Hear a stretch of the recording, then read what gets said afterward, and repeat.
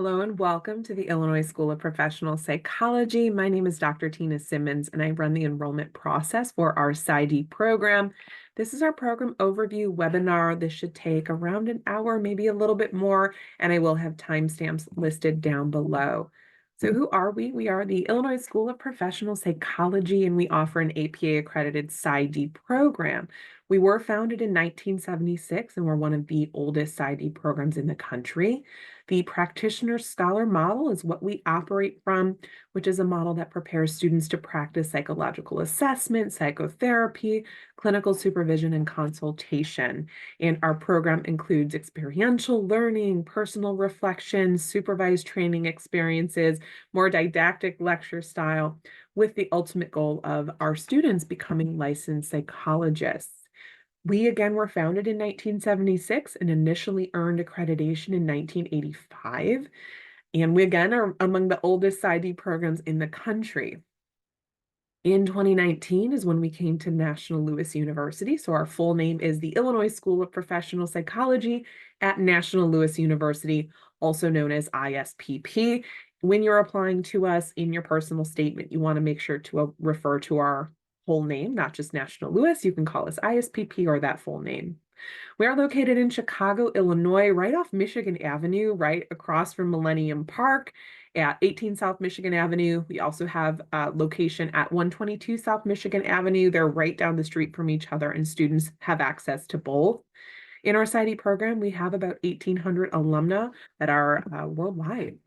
Of course, again, we are APA accredited. It's so important in PsyD training to have that accreditation, and it is from the Commission on Accreditation, and link is going to be here. You'll notice throughout this presentation, there are various hyperlinks. If you want a copy of this, I'm happy to send it to you. Just send me an email, but all of these links are active in the presentation. And during our last site visit, we did receive the maximum 10-year accreditation from APA. So our next site visit is not until 2031.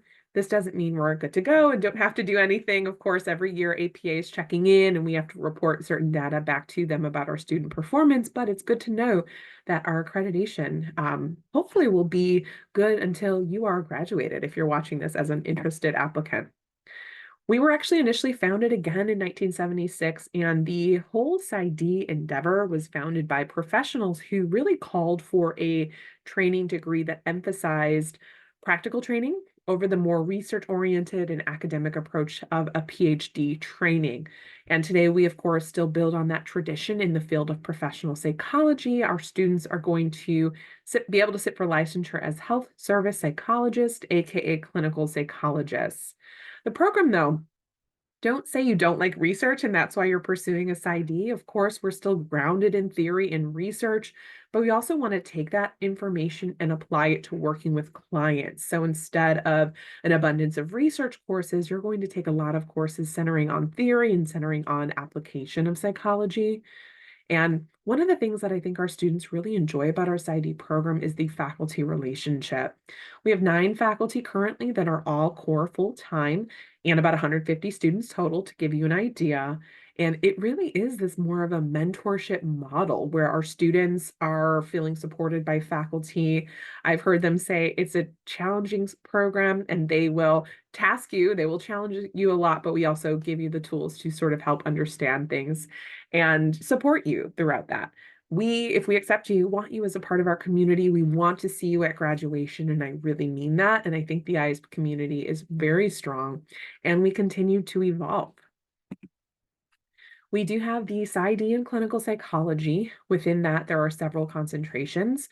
Client-centered, health, trauma, and child and adolescent are our current concentrations. And you do not have to choose a concentration. These are optional. What a concentration is, it basically streamlines your elective coursework. So instead of taking whatever electives are being offered, you would take your electives based on whatever is going to fall under that concentration. For example, we'll say health psychology. So it's a smaller group of elective courses that you're choosing from. We would also try and write your dissertation, something centering on health psychology, as well as tailor your training experiences in that population. Health psychology is so broad, but a lot of times I think students mean primary care, so they may be working through hospitals or psychiatric inpatient. I always say who should pursue a concentration. If one of these areas really, really speaks to you, then definitely go ahead and pursue it. It will be reflected on your transcripts that you had a PsyD in clinical psychology with a concentration in trauma, for example, but you don't need one. You also don't have to decide right now. So I would say toward the middle of your first year is really where you should nail those things down. And you have to submit paperwork to declare a concentration. It does not add any extra time into the program, but again, it streamlines your electives. If you don't have a concentration, then all you would do is just take electives based on what is being offered and what sounds interesting. We also have a Master of Arts in Clinical Psychology.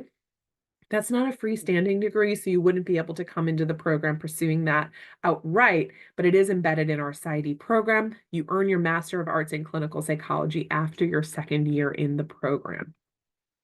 Currently, as mentioned, we have about 150 students throughout the first year through fifth year in the PsyD program. Our cohort size is 45, and we have one start a year every fall. Approximately, you'll have courses like the individual classes themselves capped at around 15 students, and some of the courses are going to be even smaller than that, looking at about 9 people in a course. Total number of credits for the program is 112. And I also included some cohort stats because I think it's information that is interesting to a lot of applicants. Last year, our cohort was 52% BIPOC students. Their average age was 25. 46% of them came from out of state, so it's very common to move to Chicago for the PsyD program. Their average GPA was 3.45 cumulative from undergrad and 3.75 from a master's, if applicable. And 35% had a master's. Therefore, we do not require that you have a master's degree in order to get into our program. This one's very important. Our program is offered in a highly engaged, face-to-face, intensive, full-time learning environment. So it's face-to-face. It's not online. It's not blended. It's not evening, weekend. It is all going to be daytime out of our Chicago campus. And classes are not every day and not all day, but they could be held anytime between 9 a.m. and 6 p.m., Monday through Friday. Typically, my students are in class 3 to 4 days a week in their first year, 2 to 3 days a week in years 2 through 4, and the fifth year is a year-long paid internship.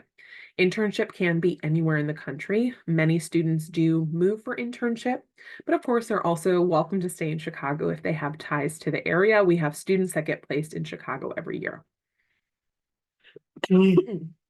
Sorry. I've been talking all day, so we'll see. Let's see if I get through this. Students can work, but it has to be flexible and or part-time. So you really wouldn't be able to work a full-time 9 to 5 and complete this program because it is intensive. Even working part-time might be challenging after the first year, according to my students. We can take transfer credit. We can take up to 30 credits at max with a syllabus submission and approval required. You would submit the syllabi to me, not at this point of application, but after a student's accepted, we'll review those. I should say it is pretty rare to get all 30 classes approved. The ones that I see get most approved are typically from fellow APA accredited PsyD programs or masters in clinical psychology, but you're welcome to submit. We do not charge for that. If you have specific questions and want to connect with me one-on-one, like, hey, would this transfer, or I can give you an idea and request a pre-admission audit, which is just an estimate, but feel free to connect with me individually. Courses taken longer than 5 years ago are not eligible for transfer, and we cannot accept graduate coursework that was completed online. It has to have been blended or in person. This slide shows your first year, what courses you're going to be taking during the first year in the program. Again, it's a 5-year program. Something to notice, in the first year, that is all you're doing the first year is classes. We do not have any practicum experience. We think it's very important to really focus on that first year experience. It is a shift in thinking, no matter what your background is. If you came from undergrad, if you came from a master's, it's going to be different. And we really want to honor that first year experience. So we do not have any practicum year 1, but you will be doing 32 credits. For us, we have 3 semesters, fall, winter, summer. Fall is 14 weeks in length, winter is 14 weeks in length, and then summer is 7.5 weeks in length. So you'll have class from September through June, no class July and August, but you might have practicum begin. A couple classes I'd like to highlight: Health and Dysfunction 1 and 2. That is an entire year of health and dysfunction, which is going to be like an advanced version of abnormal psychology, diagnosing, treatment planning, learning about the DSM. We also have you do child and adolescent development, so some of your development coursework, as well as your assessment coursework. Assessment's really important. It's one of the things that identifies a person as a trained psychologist, is that they were trained in assessment. And the way that we train you in assessment is first year, you'll do psychometric theory and cognitive assessment in the first semester. Second semester, objective personality assessment, then projective personality assessment. And then in the summer, you'll have integrated assessment. What I think is so nice is that we actually tailored or updated our curriculum. We updated our curriculum within the past couple of years based on student feedback on some of the ways that we had been working specifically within the assessment sequence. And I will say we are a program that does take student experience into account. We're asking for feedback. We're always looking, I think, to improve and sort of meet students where they are in whatever ways we can. And that was one of the things that we did. Other courses I like to highlight: Professionalization Group. That is your homeroom for grad students, and it's taught by one of our administrative faculty. Each year, everyone takes it. It's a year long, and it's really a grounding course. So we make sure that you understand how to do research. We'll talk about things like financial literacy. We'll talk about licensure. We really want our students to feel supported. We want to make sure that they do feel supported, and that's one of the ways that we provide that mentorship. Whoever is your pro group leader will be your advisor for the first semester. After that, toward the second half of your first year, is when you get paired with another faculty advisor, and that person will stick with you for the rest of the time in the program. And you can sign up for them. There's a matching process for things like that. You also have a fantastic graduate advisor. Her name is Laura, and she works with all of our students to help place you in classes. First semester, she will place you and have small group registration appointments after acceptance over the summer before you begin. And after that, you're able to register yourself, but you get a lot of supervision around that. You're not just like picking classes at random. Some of the other courses I like to highlight: you have Personal and Professional Development Group, which is a group psychology course taught in an experiential way. What do I mean by that? Instead of just learning the theory of group, you are living in this group, you are talking to your classmates, you're receiving feedback, and sometimes feedback can be hard. But again, you're going to be the clinician. We really want you to understand yourself and work on self-love and self-understanding, self-care as a student, so that when you are working with live clients, you're more in tune with yourself and you sort of are aware of some things that could happen in a therapeutic relationship. So that's one of the classes that we have you do. Some of the other courses I like to highlight is Survey of Multicultural Psychology. When we're talking about that, my program does emphasize diversity in multiple ways, not just like, oh, we have 3 classes, great. It really is deeper than that. We're considering multicultural psychology in that course, but also it should be incorporated throughout all of your courses. You're going to be trained in Chicago. It's a very diverse city, and you'll be working with clients from all different backgrounds. So we really explore areas of diversity within the curriculum. When I say diversity, I'm meaning it rather broadly. We're talking race, we're talking socioeconomic status, we're talking gender, disability status, sexual orientation, all of the above. We really want students to dig in and start to consider privilege and power and things like that. So that's your first year. Looking forward, we're now into years 2 and 3. We're doing coursework, but also completing our practicum. You'll see there the red text signifies a practicum training opportunity. In second year, you're doing diagnostic practicum for a minimum of 500 hours.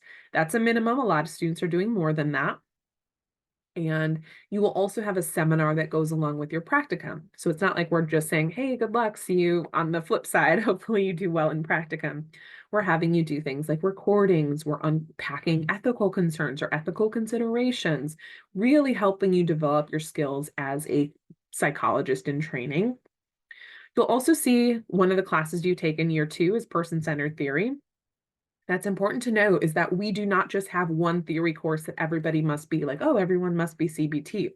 We teach you CBT, but we also teach you psychoanalytic, person-centered and family systems. So we really want you to have that deep understanding of these different areas of theory and therapy so that when you're working with live clients, you can take, what it is that you learned in these different considerations to work with the clients effectively.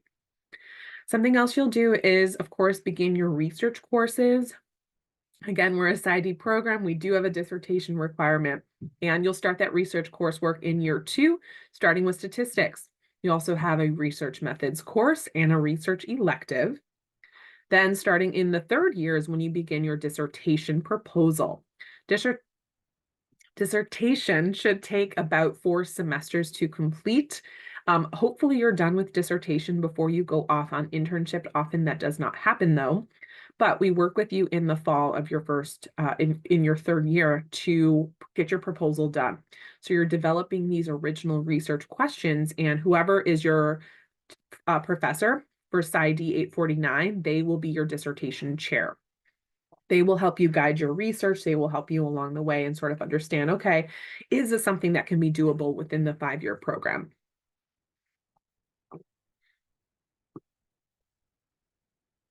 You'll also do your therapy practicum. Just like it sounds, that's a minimum of 600 hours of individual and group therapy. This will be a different place from where you did diagnostic. And of course, we have a training department that's very robust that will help you all know how to apply, know where to apply, know different deadlines and things like that. So you're working on your dissertation, taking your advanced coursework, and then you're entering your 4th year. 4th year is when you have your advanced practicum, which is another 600 hours of practicum. You're finishing your electives and hopefully your dissertation. And the big thing that happens in 4th year is applying to internship. Internship is your entire 5th year, and it is a full-time paid internship. And it can be anywhere in the country. You're competing with everybody who's graduating with a PsyD or PhD who's entering their 5th year. Everyone's applying for these same positions through this standardized website that runs that process. But your 5th year is full-time. It's 2,000 hours. I also included here for Illinois, the state requires $1,750 for internship, but our program requires more because we want you to be able to sit for licensure in some other states that have higher requirements. We also have 1,750 hours for postdoc that are required. So it's a 5-year program, 4 years of coursework, 5th year paid internship, another year after that is paid postdoc, but you're a graduate at that point. We also included some other things here. There are 5 capstone assignments, 2 clinical capstones during year 2, 2 clinical capstones during year 3, and the scientific capstone, which mirrors the ISPP, and that's generally taken after your therapy practicum year. Again, our whole goal with this program is to train you to pass the ISPP, to effectively train you to become a clinical psychologist, and that's one of the ways that we evaluate your performance. Dissertation requirements are listed here. Of course, the dissertation requires that each doctoral student articulate a particular set of questions that they want to address via a review of the literature and presentation of the data. It could be qualitative, quantitative, experimental. And again, it's about 4 semesters to complete. And we do require that you disseminate your research. That could be a defense, it could be a conference, it could be a publication. And I've listed some of these sample dissertation topics here. Licensure, you will take the ISPP exam. You'll be qualified to sit for that after you graduate and after you complete your postdoc in Illinois. And that allows a person to practice as a member of the profession. Each state does have its own licensing requirements. I can say that we do have graduates licensed in every state, but you have to sit for that state's specific exam. And some states have slightly different requirements. And we do have a licensure acknowledgement form that we require you sign before you begin classes, before you can be accepted. And that just basically says, okay, I understand I have to check with whatever state I want to be licensed in. Once you are licensed, you have to stay licensed. And in order to do that, you have to complete some CEUs, which is very typical. I included this link here to the ISPP. That is going to give you a lot of information about licensure, specifically if you're looking for a specific state, like, hey, what does my state require? That information can be found there. Psychologists work in a variety of capacity. I listed some that we see: private practice, hospitals, university counseling, community mental health, with the military. I want to highlight professors. I think sometimes applicants think that they can't teach with a PsyD, which is definitely not true. We have PsyDs that are teaching in our program, so you definitely can teach later on. I also listed the median wage from 2023 was 96,100. That's from a government-run website called ONET Online. And again, you can link to that there. I also linked to our employment document. I think it's important when folks are thinking about the field, like what is it that we can do with this field? We get a lot of folks that reach out to us to advertise different employment opportunities. So I listed these here along with the job links. So that way, if you're like wondering, okay, specifically what types of jobs can I do? You can look at that employment doc and see some of the things that you might be qualified for down the line. Here are my faculty. I've linked to our website here. So if you want to get more specifics about who our faculty are, you can click on their name and it'll give you more detail. But in general, we have, again, 9 core faculty, and it lists their training, it lists their rank, and then some of the different areas of expertise that they have. I will highlight Dr. Horvath. She is our program director. She has been with ISPP for something like maybe 19 years or so, and is in charge of the program. She runs the program and also at this point is teaching our professionalization group courses as well as some others. Dr. Rivers is our director of internship training, and she, alongside Dr. Lopez, who run the training department. Again, they are the ones that are going to help our students get placed in practicum and internship. And then I've listed my fellow or my additional faculty members down below, along with some of their areas of focus. Application tip: when you're applying and writing your personal statement, I do recommend that you include some of our faculty. I want to be clear, you're not applying to work, for example, with Dr. Biederman because you love feminist psychology. You're applying to the program, but it is helpful for us to know who you might like to work with. For a lot of reasons, we want to make sure you've done your research. It's helpful when you're interviewing because I might pair you up to interview with them, but also we want to make sure it's a good fit for you. For example, if you were to say that you wanted sports psychology, I don't have any sports psychologists, so we might not be the absolute best fit for that, but I think it's important to know who the faculty are that will be teaching you when you apply to a program. This is not everybody that teaches. This is just the core faculty, meaning they serve on committees and they teach full-time, they supervise dissertations. We also have many adjunct faculty that teach in our program as well, but I wanted to show you who the core ones were. Lots of links on this slide for student services. I linked a tour. This is a virtual tour, so if you want to see what the campus looks like, you can click there. We also have a robust career services department. They have a beautiful space in our 18th South Michigan building. Also in the 18th South Michigan building is our training department on the 4th floor. That's Dr. Rivers and Lopez. We have a counseling and wellness center at National Louis that provides free counseling for our students. There's group events. There's tons and tons of wellness events that they run. There is a food pantry. Our food pantry is incredible. It's in our 18 South Michigan building. And truly, students can go there, no questions asked, and pick up different items, including food, paper products, fresh food. And so you can see here a lot of the things that the Thrive department does for our students. So anyway, I linked that there. International students are welcome. We have an international student advisor who can work with students to get an I-20. If you are an international student, I do recommend that you connect with me so we can talk some specifics. Big thing for international students or anybody that earned a degree outside of the US is you have to make sure it's evaluated with a course-by-course evaluation by a third-party evaluation company such as WES or ECE. Learning support. We do have free tutoring in both writing and statistics. We also have student health insurance, if that's something you would like to sign up for, as well as student housing. Again, it's a high-rise building, and that's optional. It is in downtown Chicago, though, and it's within walking distance of the campus. We also have veterans and military support as well. I love our newsletters. I'm really proud of them. I work on them alongside some of our students as well as the faculty. And what we do is just sort of collect information about our students, faculty, and alum and talk about what they've been up to. So if you're interested, like, okay, who are your specific students? What have they been doing? What are your alumni doing? You can click here. We actually have 11 newsletters as of summer 2024, and they are just lovely to look at, in my opinion.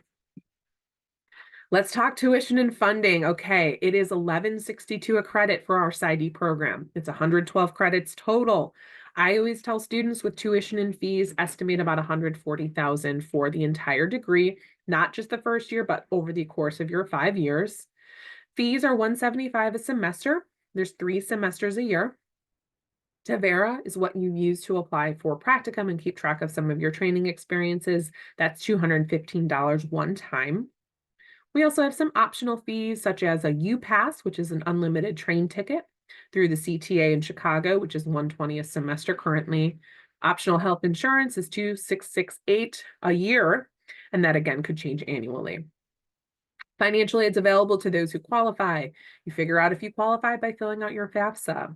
FAFSA is going to be different from undergrad. It's the same document, but it is based on the program that you're enrolled in and not based on need necessarily. It's not like undergrad where you can qualify for grants and loans. It's just going to be loans at the graduate level. You would qualify for $33,000 an academic year in student loans if you qualify for aid. You also have a lifetime loan limit of $224. Graduate Plus loans are available, which allows you to borrow an additional amount up to the cost of attendance. We do have some scholarships. Our biggest one is a Director's Scholarship, which is a 25% discount on tuition. There's also Diversity and Leadership Scholarships for $5,000. Those are for incoming applicants. The Director's does not have an application. It's based on your entire application as well as your interview. And the Diversity and Leadership Scholarships do have an application. And for more information, you can click there. We have Alumni Scholarships. So if you're an alum of NLU, you would get a 15% discount.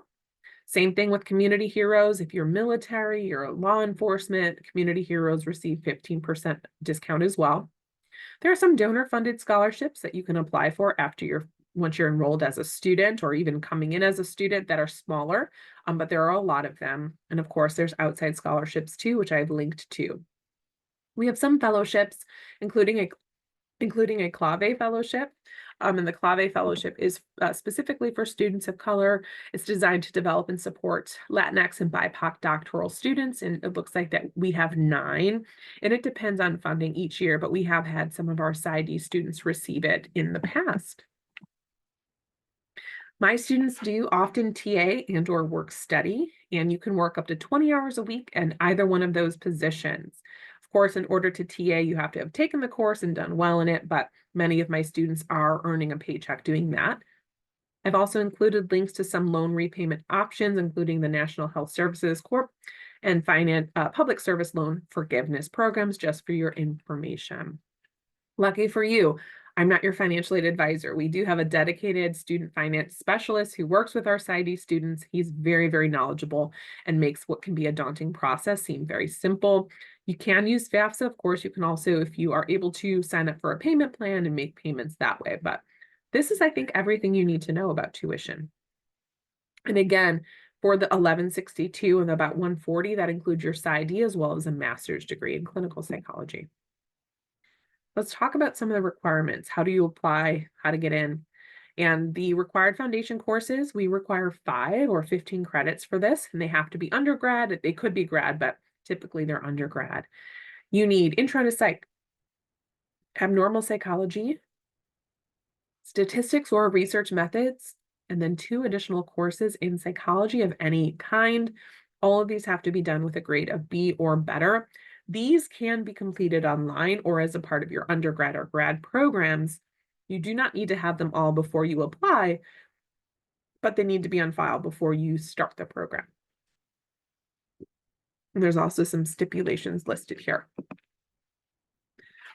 We are looking for a person that has a bachelor's degree. That is the minimum. A lot of students apply when they're still in school, but you have to have your bachelor's conferred before you can begin the program.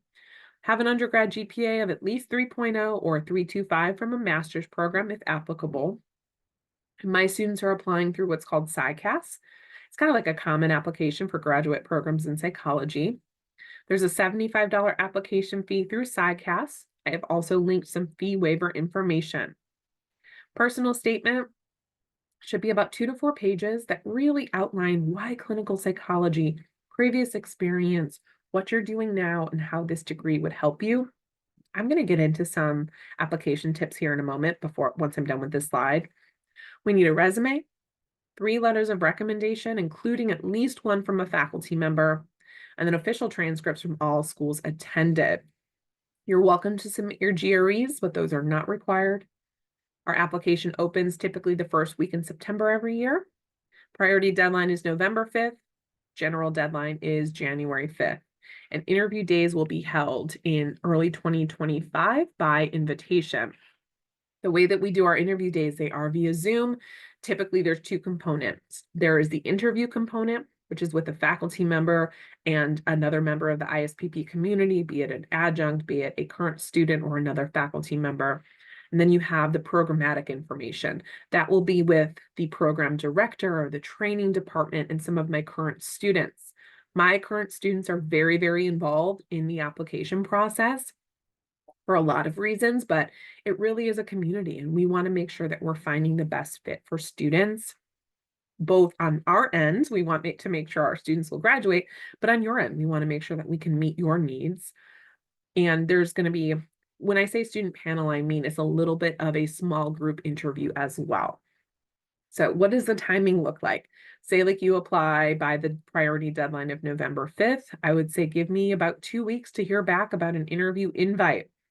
After that, I will invite you to one of the interview opportunities. You respond and save your spot for an interview day. Once a person interviews and completes everything, about 2 to 3 weeks later, they find out if they're accepted.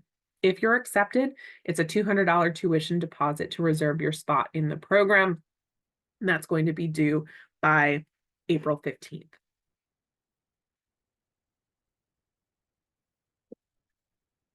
I was trying to think, where should we go next? Let's look at the application itself. And this is again through PsyCAS.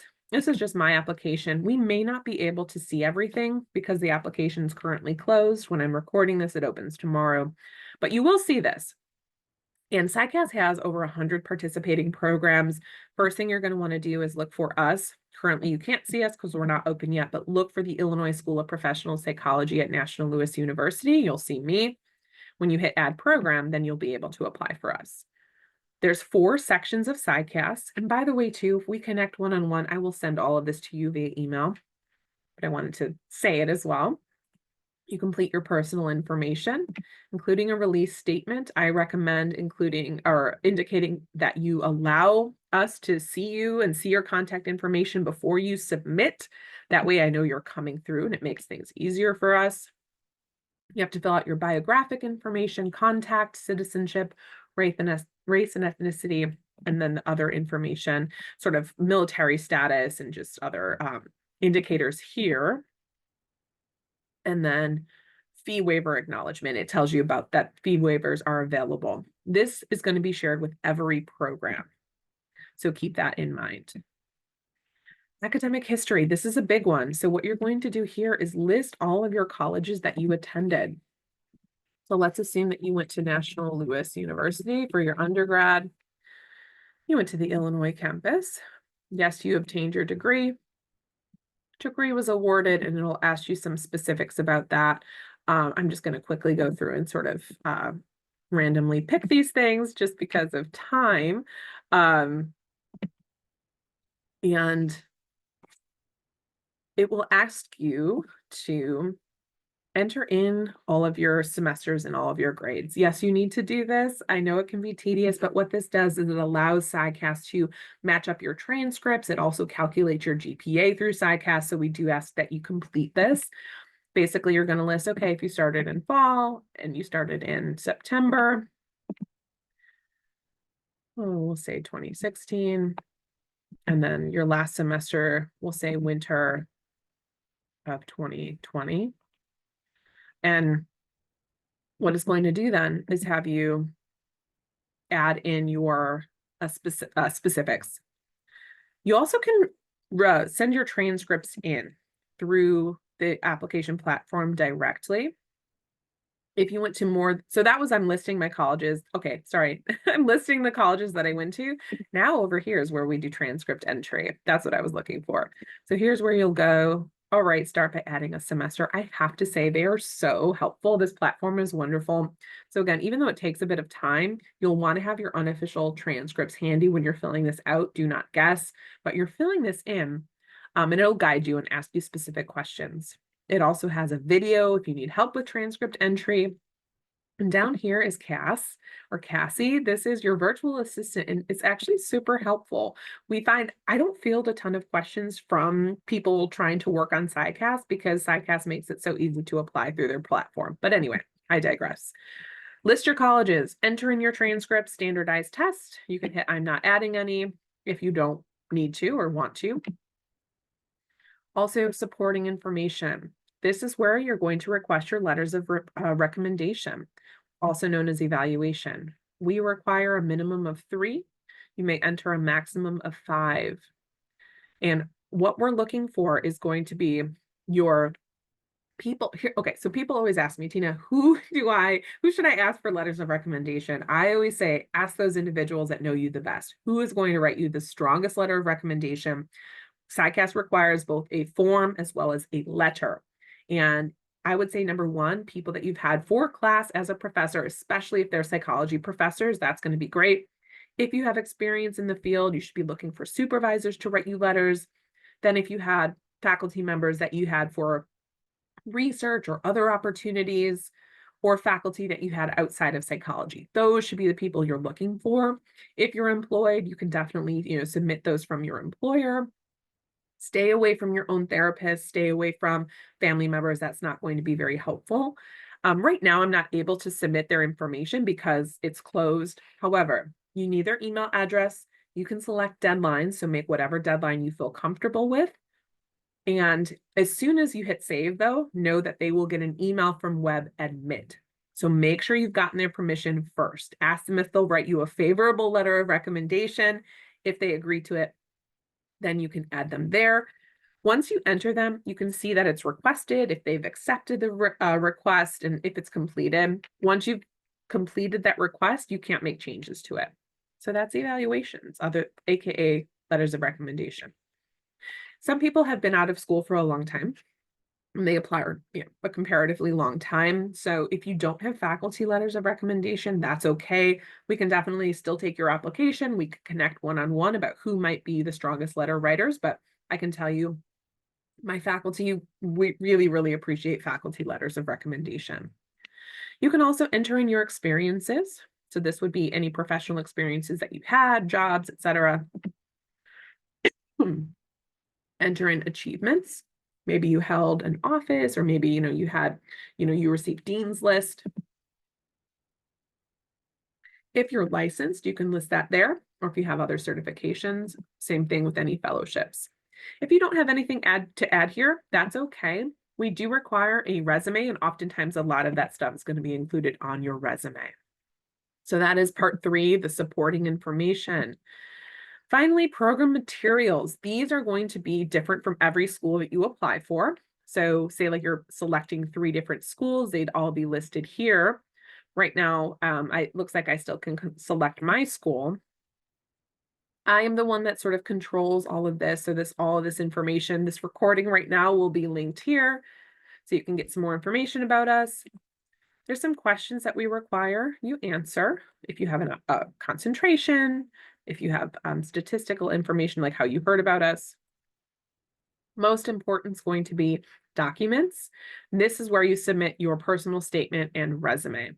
Personal statement, 2 to 4 pages, really talking about your strengths, weaknesses, and reasons you believe that you will be a successful clinical psychologist. Talk about areas you anticipate that you'll need to work on. You should also personalize this to ISPP.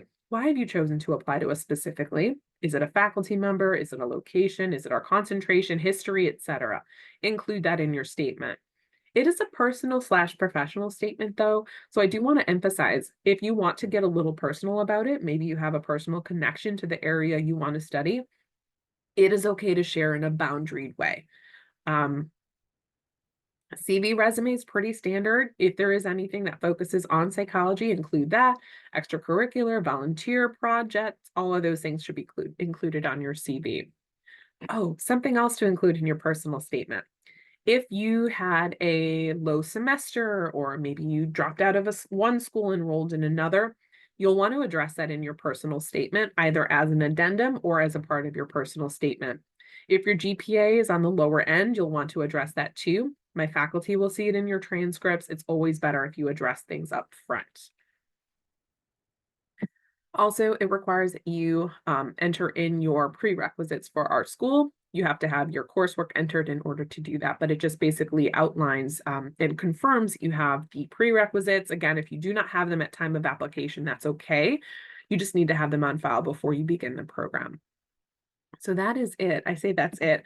When I say the deadline, the priority deadline is November 5th. I'm talking a completed application. So that is everything that you see on your application, all 4 quadrants. You'd go to submit. I'm not able to submit right now because, of course, the deadline has passed, but you'd go to submit and pay your $75 fee. They actually lowered it this year.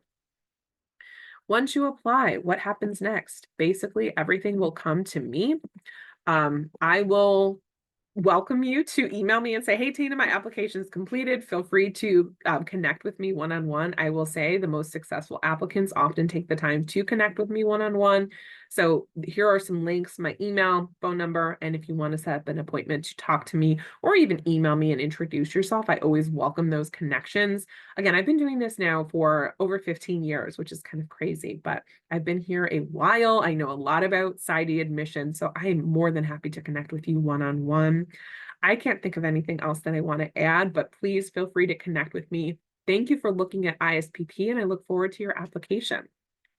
Have a great rest of your day.